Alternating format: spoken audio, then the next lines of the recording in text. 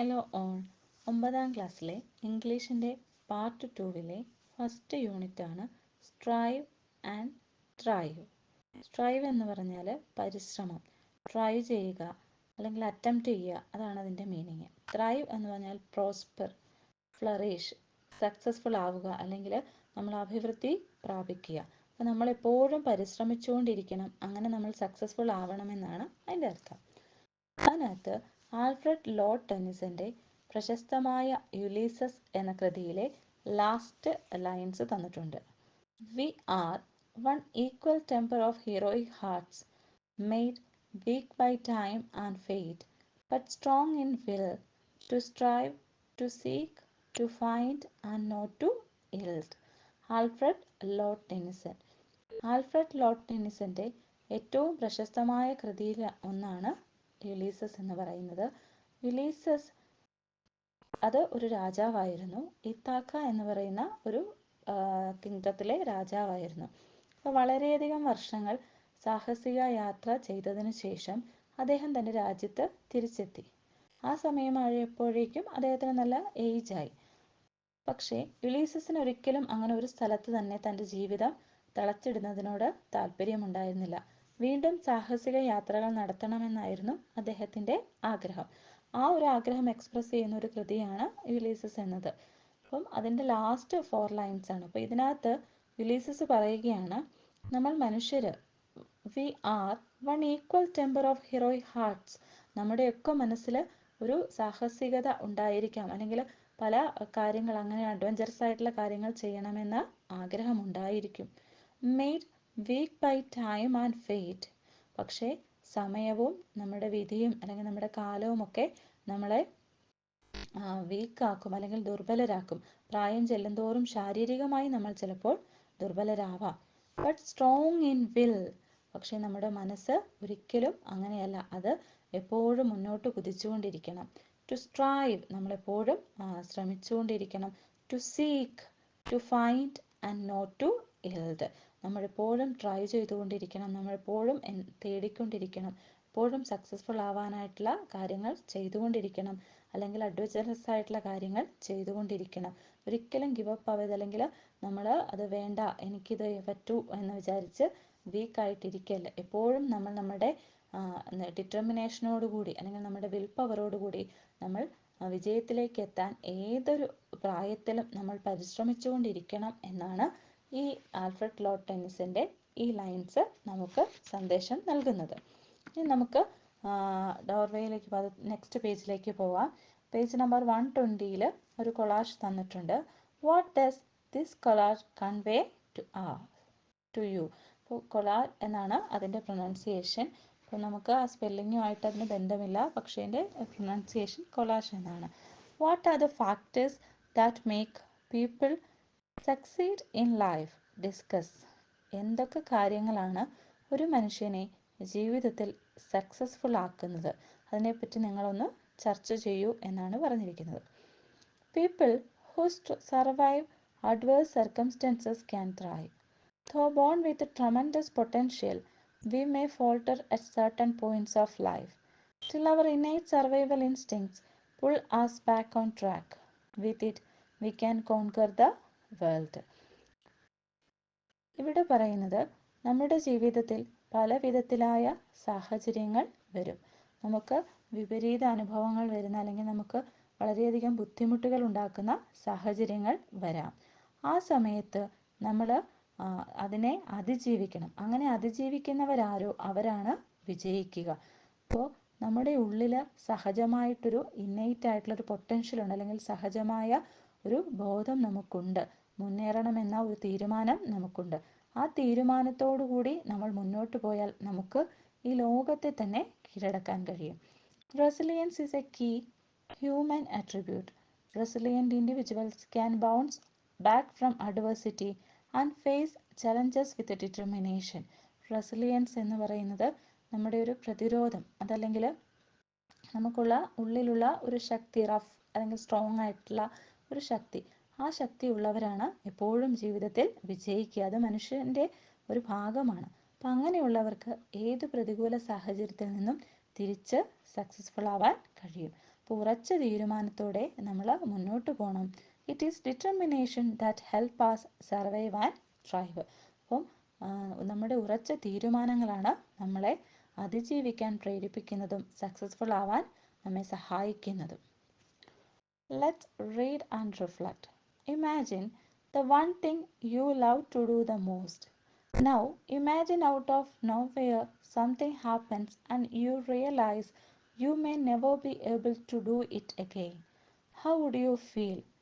Sad, angry, shell shocked? അപ്പോൾ നിങ്ങളൊന്ന് വിചാരിച്ചു നോക്കൂ. നിങ്ങളുടെ ജീവിതത്തിൽ നിങ്ങൾ വിചാരിക്കാതിരുന്ന ഒരു കാര്യം സംഭവിച്ചു. അപ്പോൾ അതിൻ്റെ ഫലമായിട്ട് നിങ്ങൾ ഏറ്റവും ഇഷ്ടപ്പെട്ടുകൊണ്ടിരുന്ന ഒരു കാര്യം ഇനി നിങ്ങൾക്ക് ചെയ്യാൻ കഴിയില്ല. അപ്പോൾ നിങ്ങൾക്ക് എന്തു തോന്നും? സങ്കടമാണോ, ദേഷ്യമാണോ, അതോ നിങ്ങൾ ഷോക്ക്ഡായി പോവോ? For 13-year-old Bethany Hamilton, the answer was all the above. ഇതിനെല്ലാമുള്ള നമ്മളോട് ഇപ്പോൾ ചോദിച്ച ആ ചോദ്യത്തിനെല്ലാമുള്ള ഉത്തരമാണ് താഴെ തന്നിരിക്കുന്ന ആ ഒരു chapter, the unstoppable soul surfer. നമുക്ക് അബൌട്ട് ദ ഓഥർ നോക്കാം.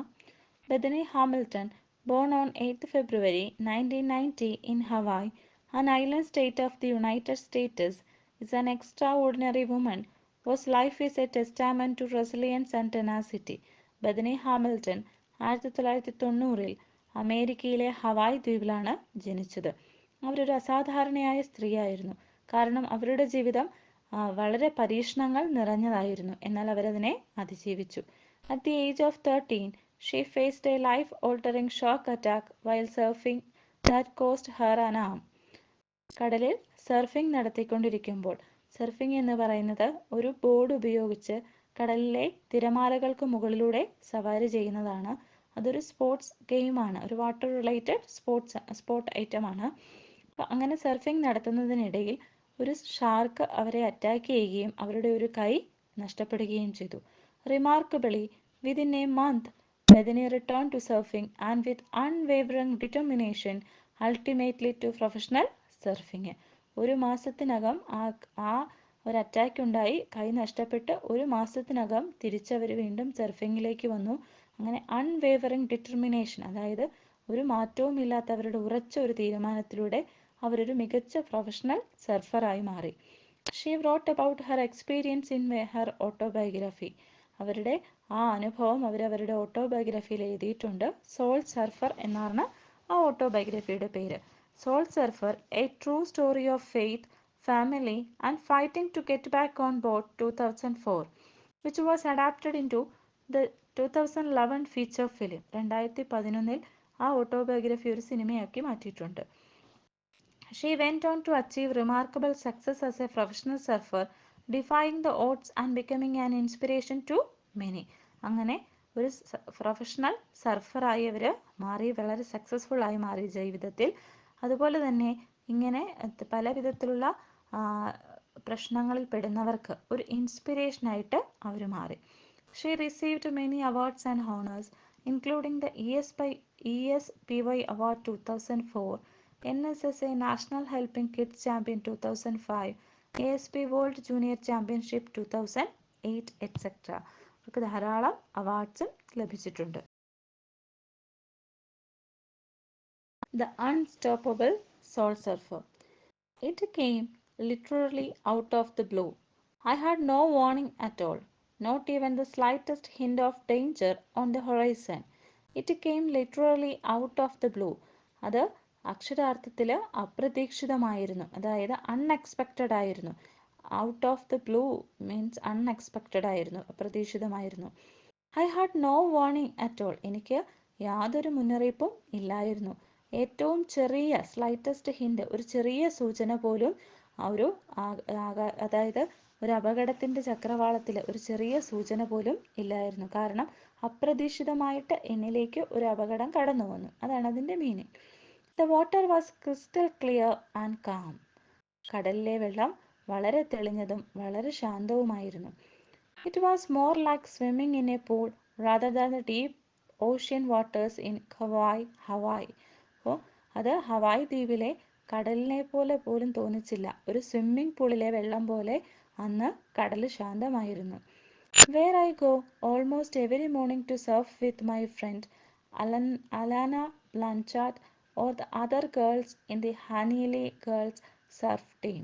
അപ്പം ഞാൻ എല്ലാ ദിവസവും രാവിലെ എൻ്റെ ഫ്രണ്ടായ അലാന ബ്ലാഞ്ചാർഡിൻ്റെ കൂട്ടത്തിൽ അവിടെ സർഫിങ്ങിന് പോകുമായിരുന്നു.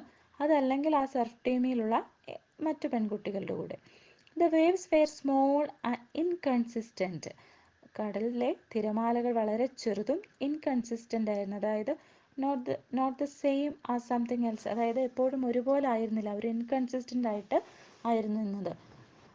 And I was relaxing on my board with my right hand on the nose of the boat and my left arm dangling in the cool water. ഞാൻ വളരെ റിലാക്സ് ചെയ്ത് അവിടെ അതിൻ്റെ ബോർഡിൽ ഇങ്ങനെ കിടക്കുകയായിരുന്നു. ആ പേജിൽ തന്നെയുണ്ട് ബോർഡ് എന്താണെന്ന്.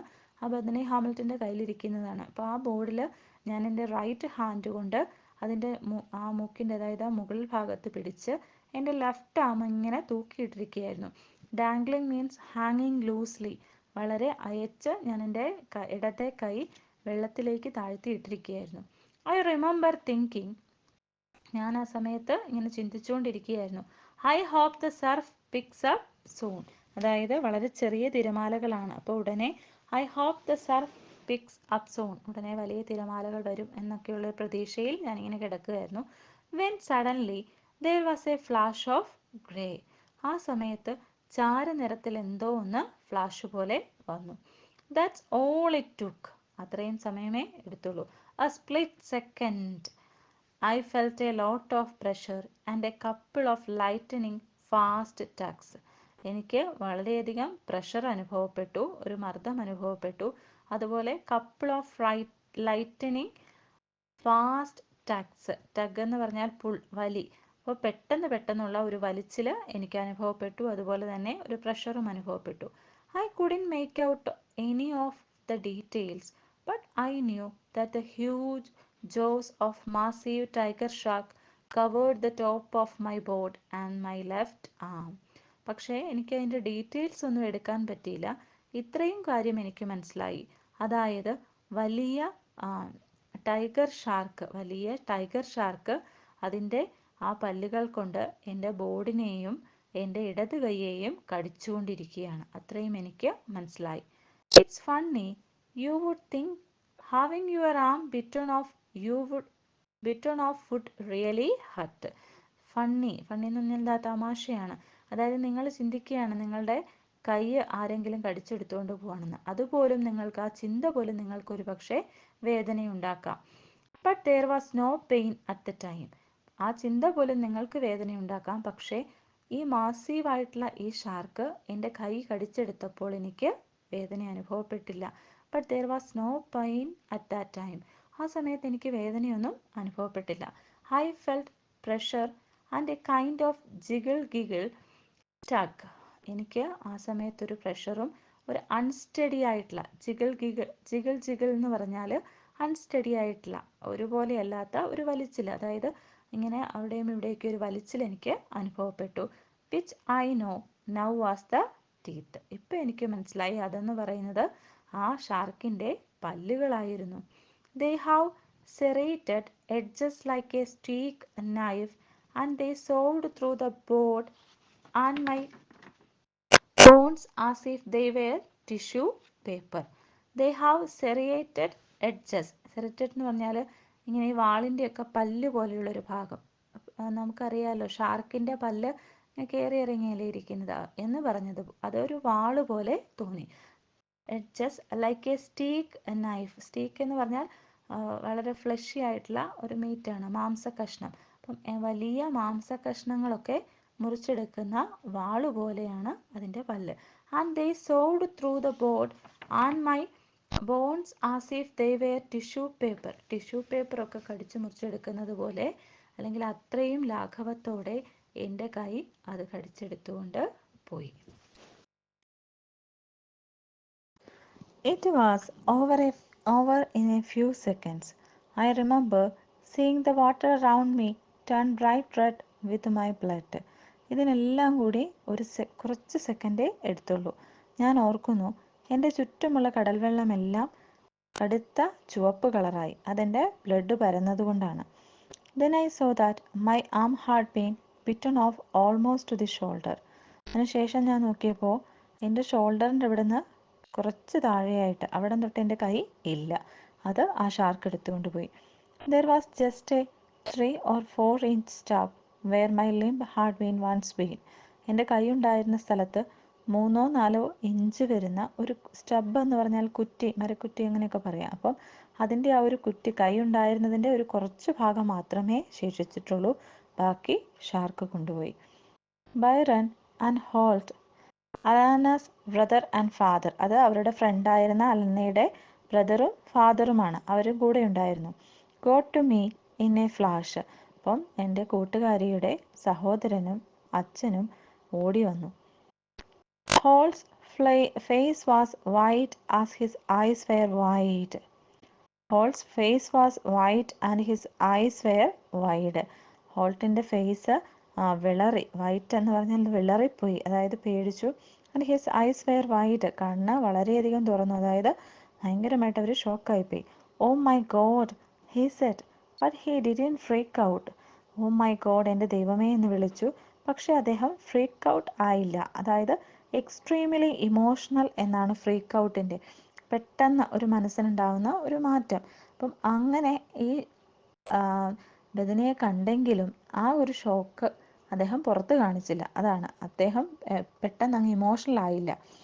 ഇൻസ്റ്റഡ്, പകരം he took control of the situation, പകരം ആ ഒരു സിറ്റുവേഷൻ വളരെ ബുദ്ധിപരമായിട്ട് ഹാൻഡിൽ ചെയ്തു.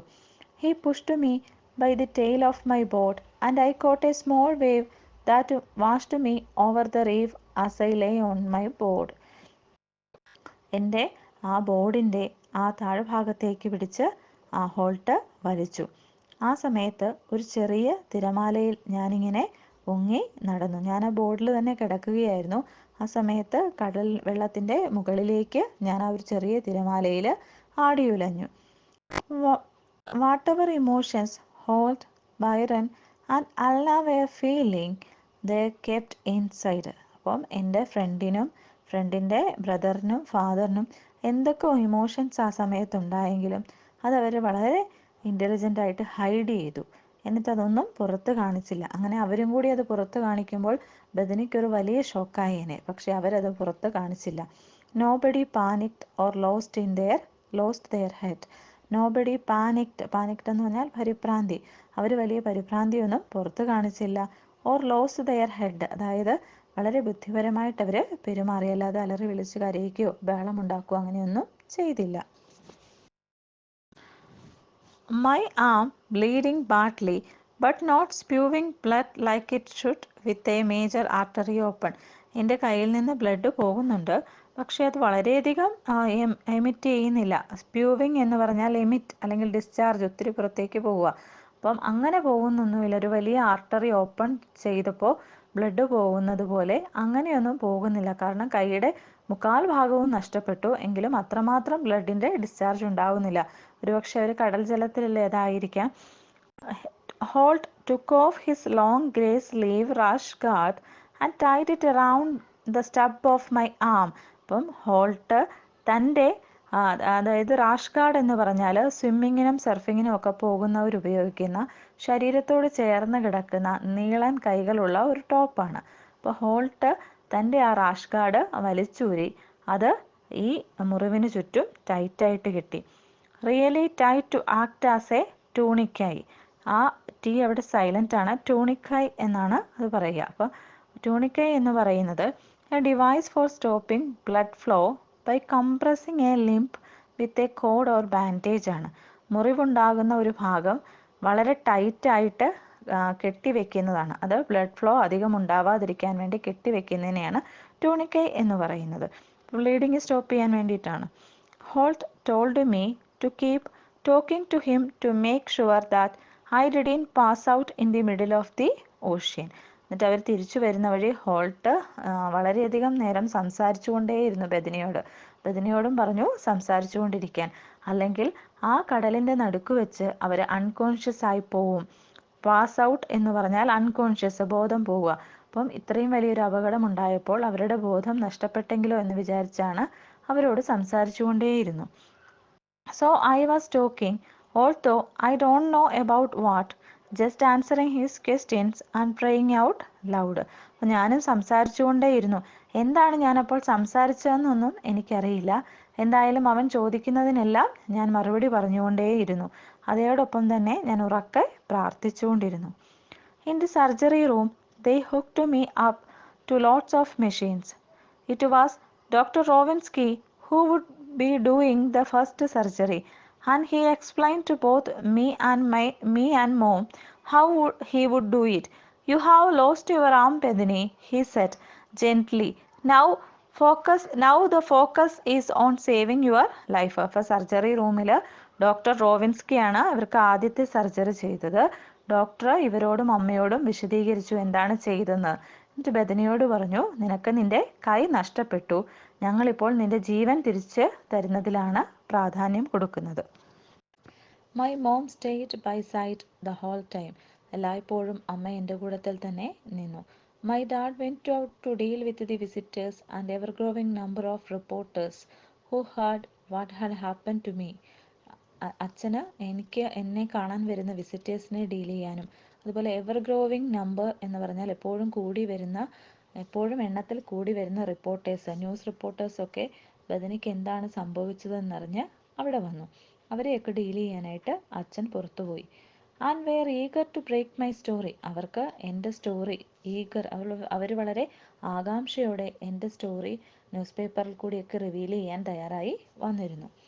In the hospital, I would look over at the bandaged stump where my arm used to be and I think, now what? ഞാൻ എല്ലായ്പ്പോഴും എൻ്റെ ബാൻഡേജ്ഡ് ആയിട്ടുള്ള സ്റ്റമ്പ്, അതായത് കൈയുടെ ശകലം ഭാഗമേ അവിടെ അവശേഷിച്ചിട്ടുള്ളൂ, ആ ഭാഗത്ത് ബാൻഡേജ് ആണ്. അപ്പോൾ അവിടെ നോക്കി ഞാൻ എപ്പോഴും ചിന്തിച്ചുകൊണ്ടിരുന്നു, ഇനി എന്ത്? For a while, I doubted whether I would ever surf again. കുറച്ച് സമയം എനിക്ക് സംശയമായിരുന്നു, ഇനി ഒരിക്കലെങ്കിലും എനിക്ക് സർഫ് ചെയ്യാൻ കഴിയുമോ? Everybody knows that it takes 2 arms to surf. എല്ലാവർക്കും അറിയാവുന്ന കാര്യമാണ്, 2 കൈയുണ്ടെങ്കിലേ സർഫിംഗ് നടക്കുകയുള്ളൂ.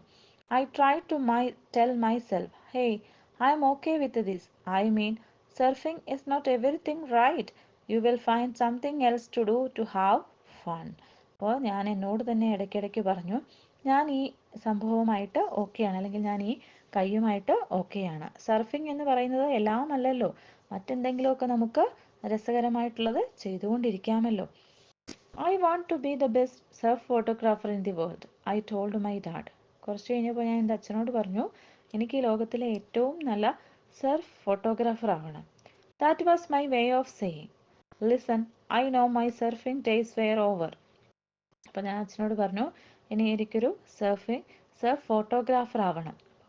സർഫിങ് പാടാണ്, ഇനി കഴിയില്ല എന്ന് ആക്സിഡൻറ്റ് കഴിഞ്ഞ ഉടനെ അവർക്ക് തോന്നി. അപ്പോൾ അവർ അച്ഛനോട് പറഞ്ഞു, എനിക്കൊരു സർഫ് ഫോട്ടോഗ്രാഫർ ആവണം. അപ്പോൾ അച്ഛനോട് പറഞ്ഞു, I know my surfing days R over. എൻ്റെ സർഫിംഗ് ഡേയ്സ് ഒക്കെ കഴിഞ്ഞു, ഇനി എനിക്ക് കഴിയില്ലല്ലോ എന്ന് പറഞ്ഞു. ഹി ജസ്റ്റ് നോഡഡ് എന്ന് പറഞ്ഞാൽ തലയാട്ടി. അച്ഛൻ പതുക്കെ തലയാട്ടി. I am sure you will be and try to smile. അപ്പോൾ അച്ഛൻ്റെ മറുപടിയാണ്, I am sure you will be, നിനക്ക് കഴിയും. He knew what it meant as well.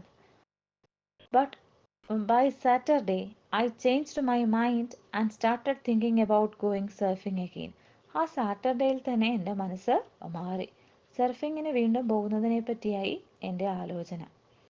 I was feeling better. എനിക്ക് പതുക്കെ പതുക്കെ ഭേദമാവുകയായിരുന്നു. My mind was less foggy. Foggy എന്ന് പറഞ്ഞാൽ കൺഫ്യൂസ്ഡ്, അതായത് ഒരു തീരുമാനമെടുക്കാൻ കഴിയാത്തൊരവസ്ഥ, അതാണ് ഫോഗി എന്ന് പറയുന്നത്. അപ്പോൾ എൻ്റെ ആ ഒരു കൺഫ്യൂഷനൊക്കെ മാറി മാറി വരികയായിരുന്നു. And there were so many people coming to see me and give me pep talks. ധാരാളം ആൾക്കാർ എന്നെ കാണാൻ വരികയും എന്നെ എൻകറേജ് ചെയ്യുന്ന രീതിയിൽ സംസാരിക്കുകയും ചെയ്തു. പെപ്പ് ടോക്സ് എന്ന് പറഞ്ഞാൽ ആളുകളെ ഉത്തേജിപ്പിക്കാനായിട്ട്, എൻകറേജ് ചെയ്യാനായിട്ട് നമ്മൾ നടത്തുന്ന ടോക്സിനെയാണ് പെപ്പ് ടോക്സ് എന്ന് പറയുന്നത്. I put on a brave face for everyone. Brave എന്ന് പറഞ്ഞാൽ ധൈര്യം. ഒരു ധൈര്യവതിയായിട്ടാണ് ഞാൻ എല്ലാവരുടെയും മുമ്പിൽ ഇരുന്നത്. But I can't pretend it didn't get to me at times. പക്ഷെ ചില സമയങ്ങളിൽ എനിക്ക് അങ്ങനെ അഭിനയിക്കാൻ കഴിഞ്ഞില്ല. പ്രിറ്റൻഡ് എന്ന് പറഞ്ഞാൽ അഭിനയിക്കുക, അല്ലെങ്കിൽ മറ്റൊരു മുഖംമൂടി അണിഞ്ഞ് ഇരിക്കാൻ കഴിഞ്ഞില്ല. ചിലപ്പോഴൊക്കെ എൻ്റെ മനസ്സ് വീക്കായിരുന്നു. If I ever did start to get blue, I had my brothers to pull me attack. To get blue means എപ്പോഴെങ്കിലുമൊക്കെ വളരെ വീക്കായിട്ട് സാഡായിട്ട് ചിന്തിച്ചുകൊണ്ടിരിക്കുമ്പോൾ അവരുടെ ബ്രദേഴ്സ് അവരെ തിരിച്ചു കൊണ്ടുവന്നു. They were laid back as always. They never let me know their horror or see their pain or fear. അവരൊരിക്കലും അനുവദിച്ചില്ല. Never let me എന്ന് പറഞ്ഞാൽ അവരൊരിക്കലും അനുവദിച്ചില്ല അവരുടെ ആ ഒരു പേടിയും അവരുടെ ഒരു ഭയമോ അതുപോലെ അവരുടെ ഒരു വേദനയോ അതൊന്നും അവരൊരിക്കലും എൻ്റെ മുമ്പിൽ കാണിച്ചില്ല. ഉറപ്പായും സഹോദരന്മാർക്ക് ദുഃഖമുണ്ടാവും, പക്ഷെ അവർ ആ ദുഃഖമൊന്നും മുഖത്ത് കാണിച്ചില്ല. Timothy was always joking and Noah was my biggest protector. Timothy എപ്പോഴും എന്നോട് തമാശകൾ പറഞ്ഞുകൊണ്ടിരുന്നു. നൊഹ എൻ്റെ കൂട്ടത്തിൽ ഒരു ബിഗ് പ്രൊട്ടക്ടറായിട്ട് തന്നെ ഇരുന്നു. They were so strong and that helped me be strong too. അവർ വളരെ സ്ട്രോങ് ആയിട്ട് എൻ്റെ മുമ്പിൽ നിന്നു. അതുകൊണ്ട് തന്നെ പതുക്കെ പതുക്കെ ഞാനും സ്ട്രോങ് ആവാൻ തുടങ്ങി. അവരുടെ ആ ഒരു മനോഭാവം എന്നെയും ശക്തിയാക്കാൻ സഹായിച്ചു. Before I got out of the hospital, in fact, by the second day of my 1 week stay, അപ്പോൾ ഹോസ്പിറ്റലിൽ നിന്ന് പുറത്തു പോകുന്നതിന് മുൻപ് തന്നെ, അതായത് എൻ്റെ ഒരാഴ്ചത്തെ അവിടുത്തെ താമസത്തിനിടയിൽ സെക്കൻഡ് ഡേയിൽ I was talking differently about the possibility of surfing again. വീണ്ടും എങ്ങനെ സർഫിങ്ങിന് പോകാം, അതിൻ്റെ സാധ്യത, പോസിബിലിറ്റി എന്ന് പറഞ്ഞാൽ സാധ്യത, അതിൻ്റെ സാധ്യതയെ പറ്റിയൊക്കെ ഞാൻ സംസാരിക്കാൻ തുടങ്ങി. My whole family stood behind me and tried to encourage me as much as possible. എൻ്റെ മൊത്തം ഫാമിലിയും എൻ്റെ പുറകിൽ വളരെ ശക്തമായിട്ട് ഉറച്ചു നിന്നു. എങ്ങനെയൊക്കെ എന്നെ എൻകറേജ് ചെയ്യാമോ അങ്ങനെയൊക്കെ അവർ ചെയ്തു. My parents had no doubt that I probably could figure out a way to get up on a boat. എൻ്റെ പേരൻസിന് അറിയാമായിരുന്നു ഞാൻ ഉറപ്പായിട്ടും ഒരു വഴി കണ്ടുപിടിക്കും. കാരണം സർഫിങ്ങിന് 2 കൈയാണ് ആവശ്യം, പക്ഷേ ഇനിയിപ്പോൾ ഇവർക്കൊരു കൈയേ ഉള്ളൂ. അപ്പം ആ ഒരു കൈ വെച്ച് സർഫിങ് എങ്ങനെ നടത്താം എന്നത് അവർ കണ്ടുപിടിക്കും. ഫിഗർ ഔട്ട് എന്ന് പറഞ്ഞാൽ ഒരു കണ്ടുപിടിക്കും, എങ്ങനെയെങ്കിലും കണ്ടുപിടിക്കുമെന്ന് എൻ്റെ പേരൻസിന് ഉറപ്പായിരുന്നു. But I knew they felt my competitive days were over. Bethany, I'm sure you can do whatever you put your mind to, my dad told me. അപ്പം അച്ഛനും അമ്മയും വിചാരിച്ചത് എൻ്റെ കോമ്പറ്റീറ്റീവ് ഡേയ്സ്, എൻ്റെ മത്സര ദിനങ്ങൾ അല്ലെങ്കിൽ എൻ്റെ കഠിന ദിനങ്ങളൊക്കെ അവസാനിച്ചു എന്നാണ്. അപ്പം അച്ഛൻ എന്നോട് പറയുകയാണ്, I am sure you can do whatever you put your mind to. നിൻ്റെ മനസ്സിൽ എന്താണോ തോന്നുന്നത് നീ അത് ചെയ്തു കൊള്ളാൻ എൻ്റെ അച്ഛൻ എന്നോട് പറഞ്ഞു. My parents too had a rough time. എൻ്റെ പേരൻസിനും അതൊരു കഠിന കാലമായിരുന്നു, അല്ലെങ്കിൽ ഒരു മോശം സമയമായിരുന്നു. Neither of them was able to work for almost 3 months, which put a big financial burden on our family. Financial burden എന്ന് പറഞ്ഞാൽ സാമ്പത്തിക ബുദ്ധിമുട്ട്. അപ്പം 3 മാസത്തോളം അവർക്ക് ആർക്കും ജോലിക്ക് പോകാൻ സാധിച്ചില്ല. അവരെല്ലാം ബെഥനിയെ എൻകറേജ് ചെയ്യാൻ വേണ്ടിയിട്ട് അവിടെ ഇരുന്നു, അതുപോലെ സഹായിക്കാൻ. അപ്പം അവർക്ക് വളരെയധികം സാമ്പത്തിക പ്രയാസങ്ങൾ ഉണ്ടായി.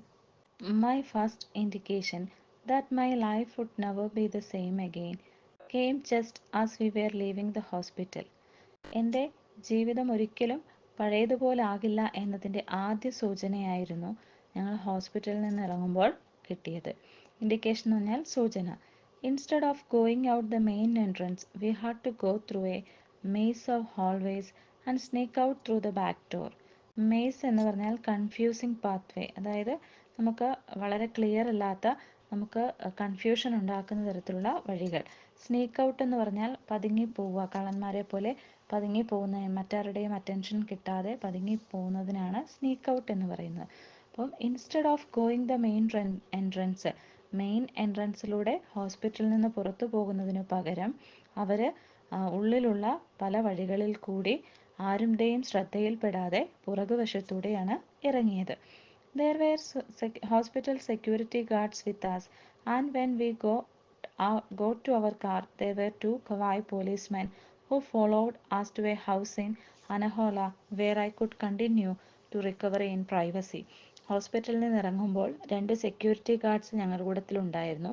അതുപോലെ ഞങ്ങൾ കാറിൽ കയറിയപ്പോൾ തൊട്ട് കവായിലെ 2 പോലീസ്മെൻ ഇവരുടെ കൂട്ടത്തിൽ ഫോളോ ചെയ്തു.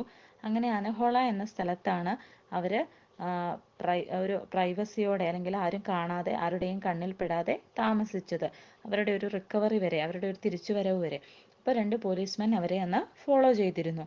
My parents explain to me that there was A mob of TV people eagerly waiting to show microphones in my face. Show എന്ന് പറഞ്ഞാൽ ഉന്തുക, തള്ളിക്കയറുക, അങ്ങനെയൊക്കെയാണ് അർത്ഥം. അപ്പോൾ എന്നോട് പേരൻസ് പറഞ്ഞു അവിടെ ഒരു കൂട്ടം mob of T V people, ഒരു കൂട്ടം ടി വിയിൽ നിന്നുള്ള ആൾക്കാർ, ന്യൂസ് റിപ്പോർട്ടേഴ്സൊക്കെ വെയിറ്റ് ചെയ്യുന്നുണ്ട് ഇവരോട് മൈക്രോഫോൺ കൊടുക്കാൻ വേണ്ടിയിട്ട്. അതായത് എന്തെങ്കിലും സംസാരിക്കണം അല്ലെങ്കിൽ ഒരു ഇൻ്റർവ്യൂ എടുക്കണം എന്ന് പറഞ്ഞ് ധാരാളം ആൾക്കാർ ഹോസ്പിറ്റലിൻ്റെ മുൻപിൽ കാത്തു നിൽപ്പുണ്ടായിരുന്നു. അതുകൊണ്ടാണ് ഇവർ അവരുടെ ആരുടെയും കണ്ണിൽപ്പെടാതെ പുറകിൽ കൂടി പോയി പ്രൈവറ്റ് ആയിട്ടുള്ള ഒരു സ്ഥലത്ത് താമസിച്ചത്. ഹോണസ്റ്റ്ലി, സത്യസന്ധമായിട്ട് പറയുകയാണെങ്കിൽ I really don't enjoy being in the spot light.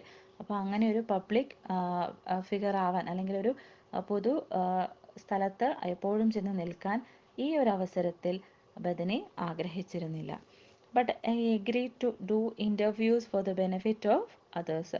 പക്ഷേ മറ്റുള്ളവരുടെ നന്മയ്ക്ക് വേണ്ടിയിട്ട് അല്ലെങ്കിൽ അവർക്ക് ഒരു നല്ലതിന് വേണ്ടിയിട്ട് ഞാൻ പലതരത്തിലുള്ള ഇൻ്റർവ്യൂവിനും അനുവാദം കൊടുത്തിരുന്നു. Strangers still approach me on the beach. ബീച്ചുകളിലൊക്കെ പോകുമ്പോൾ എന്നെ അപരിചിതരൊക്കെ വന്ന് പരിചയപ്പെടും. In airports, in shops and in restaurants. എല്ലായിടത്തും അപരിചിതരൊക്കെ ഇവരെ പരിചയപ്പെടാനായി അടുത്തേക്ക് വന്നു. They ask for autograph. They come up and tell me I am an inspiration. അവരൊക്കെ എൻ്റെ അടുത്ത് വന്ന് ഓട്ടോഗ്രാഫ്സ് ചോദിക്കും. അതുപോലെ ഞാനൊരു ഇൻസ്പിരേഷനാണ് എന്ന് പറയും. I am interrupted at dinner by people wanting to be in a photo with me. It's totally bizarre. Bizarre എന്ന് പറഞ്ഞാൽ വെരി സ്ട്രേഞ്ച്, വിചിത്രമായ. ഞാൻ പലപ്പോഴും ആഹാരം കഴിക്കുമ്പോൾ പോലും ആൾക്കാർ വന്ന് ഇടയ്ക്ക് കയറും. ഇൻട്രപ്റ്റ് ചെയ്യുക എന്ന് പറഞ്ഞാൽ ശല്യപ്പെടുത്തുക, ഇടയ്ക്ക് കയറുക. ആഹാരം കഴിക്കുമ്പോൾ പോലും എൻ്റെ കൂട്ടത്തിൽ ഫോട്ടോ എടുക്കണമെന്ന് പറഞ്ഞ് പലരും എന്നെ ശല്യപ്പെടുത്താറുണ്ട്. ഇതൊക്കെ എനിക്കൊരു വിചിത്രമായിട്ടാണ് തോന്നിയത്. Being a top professional surfer would have brought me only a silver of this recognition, and probably only within the tight-knit surfing community. ഒരു പ്രൊഫഷണൽ സർഫർ ആയിരുന്നെങ്കിൽ എനിക്കൊരു പക്ഷേ ഇത്രമാത്രം റെക്കഗ്നീഷൻ കിട്ടുകയില്ലായിരുന്നു. അങ്ങനെ കിട്ടിയെങ്കിൽ തന്നെ അത് ടൈറ്റ് നിറ്റ് എന്ന് പറഞ്ഞാൽ വളരെ ക്ലോസ് ആയിട്ടുള്ള ഫ്രണ്ട്ഷിപ്പുള്ള ഒരു കമ്മ്യൂണിറ്റി, ആ ഒരു സർഫിംഗ് കമ്മ്യൂണിറ്റിയിൽ മാത്രമായിട്ട് ഞാൻ ഒതുങ്ങി നിന്നേനെ. You are something more now than a surfer, friends tell me. അപ്പോൾ ഫ്രണ്ട്സ് എന്നോട് പറഞ്ഞു, നീ ഇപ്പോൾ സർഫർ അല്ല, അതിൽ കൂടുതലാണ്. You are a bearer of hope for those who have been handed a bad deal in the card game of life. ജീവിതമാകുന്ന ആ ഒരു കളിയിൽ വളരെ മോശം അനുഭവങ്ങൾ നേരിട്ടവർക്ക് നീയൊരു ഹോപ്പാണ്, നീയൊരു പ്രതീക്ഷയാണ് എന്ന് എന്നോട് ഫ്രണ്ട്സ് പറഞ്ഞു. അപ്പോൾ ഒരു സർഫർ മാത്രം, ഒരു നോർമലായിട്ടുള്ള ഒരു ടോപ്പ് പ്രൊഫഷണൽ സർഫർ മാത്രമായിരുന്നെങ്കിൽ കിട്ടുന്നതിൽ കൂടുതൽ അംഗീകാരങ്ങൾ ബദനിയെ തേടി എത്തി. In some ways it was like learning to surf all over again. ഒരു പക്ഷേ ഞാൻ സർഫിങ് വീണ്ടും ആദ്യം തൊട്ട് പഠിച്ചു വരികയായിരുന്നു. I had to learn how to paddle evenly with one arm. Paddle എന്ന് പറഞ്ഞാൽ ഓർ അല്ലെങ്കിൽ ആ തുഴ. അപ്പോൾ ഒരു കൈവച്ച് എങ്ങനെ തുഴയണം എന്നുള്ളത് ഞാൻ പഠിക്കുകയായിരുന്നു. And when I felt the wave pick me up, I had to put my hand flat on the center of the deck to get my feet rather than grabbing the surfboard rail the way you would if you had two hands. അപ്പം when I felt the wave pick me up, എന്നെ വീണ്ടും ഒരു തിരമാല വന്ന് എന്നെ പിക്ക് ചെയ്തപ്പോൾ എൻ്റെ ആ ഒരു കൈ കൊണ്ട് എനിക്ക് ഡെക്കിൽ പിടിച്ചു. ആ പിക്ചറിൽ പേജ് നമ്പർ 125 കാണിക്കുന്നുണ്ട്. ആ ഒരു കൈ കൊണ്ട് ഞാൻ അവിടെ പിടിച്ചു. പക്ഷേ രണ്ട് കൈ എനിക്കില്ല. രണ്ട് കൈ ഉണ്ടായിരുന്നെങ്കിൽ എനിക്കവിടെ ബലം കൊടുത്ത് നിൽക്കാമായിരുന്നു. അതിനു പകരം ഞാൻ എൻ്റെ കാലുകൾ ഉപയോഗിക്കേണ്ടി വന്നു. Rather than grabbing the surf. Grabbing എന്ന് പറഞ്ഞാൽ പിടിക്കുക. അപ്പം രണ്ട് കൈ കൊണ്ട് പിടിക്കാൻ സാധിച്ചില്ല. അതിനു പകരം ഞാൻ എൻ്റെ കാലുകൾ ഉപയോഗിച്ചു. My first couple of tries didn't work. എൻ്റെ ആദ്യ ശ്രമങ്ങളൊന്നും ഫലം കണ്ടില്ല, അതെല്ലാം പരാജയപ്പെട്ടു. I couldn't get up. എനിക്ക് എഴുന്നേറ്റ് നിൽക്കാൻ സാധിക്കുന്നില്ലായിരുന്നു.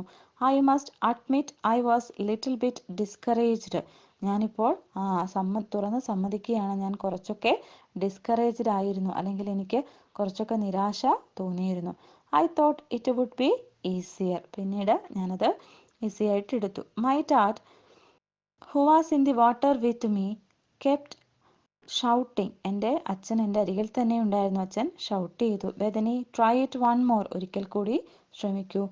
This one will be it. അദ്ദേഹം പറഞ്ഞു, ഇത് ശരിയാവും. So I did. Then it happened. A wave rolled through. I caught it, put my hand on the deck to push up, and I was standing. അപ്പം അച്ഛൻ എന്നോട് പറഞ്ഞു, ഇത് ശരിയാവും, നീ ശ്രമിച്ചു നോക്കാൻ. അങ്ങനെ ഞാൻ ശ്രമിച്ചു. അപ്പോൾ ഒരു തിരമാല വന്നു. അതിനകത്ത് ഞാൻ എൻ്റെ സർഫ് ബോർഡിൽ നിവർന്നു നിന്നു. I guess I started getting the technique wired after that. അതിനുശേഷമാണ് ഞാൻ ഒരു കൈ ഉപയോഗിച്ച് എങ്ങനെ സർഫ് ബോർഡിൽ ബാലൻസ് ചെയ്യാൻ പറ്റുമെന്ന് പഠിച്ചത്.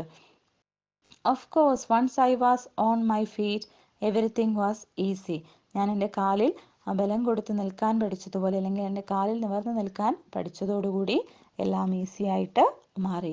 It is hard for me to describe the joy I felt after I stood up and rode a wave in for the first time after the attack.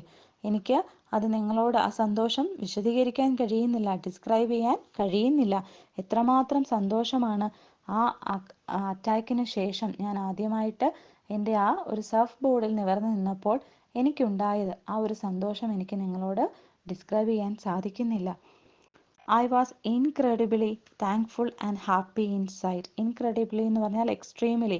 ഞാൻ അങ്ങേയറ്റം നന്ദിയുള്ളവളും സന്തോഷമായവളുമായിരുന്നു. എൻ്റെ ഉള്ളിൽ വളരെയധികം നന്ദിയും സന്തോഷവും ഉണ്ടായിരുന്നു. The tiny bit of doubt that would sometimes tell me you will never surf again. എൻ്റെ ഉള്ളിലുള്ള ആ ഒരു ചെറിയ, ടൈനി എന്ന് പറഞ്ഞാൽ സ്മോൾ, ചെറിയ ആ ഒരു സംശയം എന്നോട് പറഞ്ഞുകൊണ്ടിരുന്നു, നിനക്ക് ഇനിയും സർഫ് ചെയ്യാൻ പറ്റില്ല എന്ന്. Was gone in one wave. ആ ഒരു സംശയമെല്ലാം ആ ഒരു തിരമാലയിൽ മറഞ്ഞുപോയി. Even though I was all wet I felt tears of happiness trickling down my face. ഞാൻ ആകെപ്പാടെ ആ തിരമാലയുടെ ഉള്ളിൽപ്പെട്ട് നനഞ്ഞു നിൽക്കുകയായിരുന്നു. എങ്കിലും എൻ്റെ കണ്ണിൽ നിന്ന് സന്തോഷത്തിൻ്റെ ആ ഒരു ഉറവ, ട്രിക്ലിംഗ് എന്ന് പറഞ്ഞാൽ ഡ്രോപ്പ് ഡ്രോപ്പായിട്ട് ആ വെള്ളം വരുന്നത്. അപ്പം എൻ്റെ ആ ഒരു കണ്ണിൽ നിന്ന് സന്തോഷത്തിൻ്റെ ആ ഒരു കണ്ണീർ തുള്ളികൾ വരുന്നത് ഞാൻ അറിഞ്ഞു. അപ്പോൾ അത്രയേറെ സന്തോഷം അവർ ആദ്യമായിട്ട് വീണ്ടും സർഫ് ചെയ്യാൻ തുടങ്ങിയപ്പോൾ അവരനുഭവിച്ചു. In 2010, Bethany's story was made into a Hollywood film, Soul Surfer.